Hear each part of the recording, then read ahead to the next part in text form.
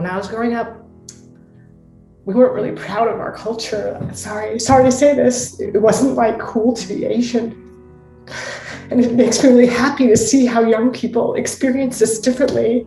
It makes me happy for my kids, but it wasn't like that. It was just, we were just like kung fu artists, or like there was one person who was a news anchor, but we were just really invisible. So to see the kind of pride people take in their communities and their culture is just, I'm really sorry, I didn't want to get upset, but it's really beautiful. And I'm so happy to see it. And for me, what's really healing is, I have 2 boys, is to be able to pass on the culture to them.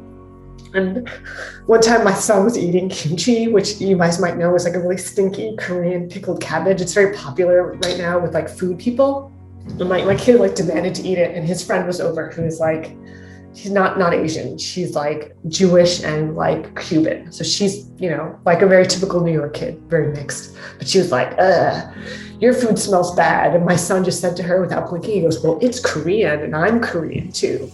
So he's like, this is what we eat. So it was so sweet. I was like, I don't think I ever said anything like that when I was a kid. And he's like 4. So I was just like, you know, young people are showing us how it's done.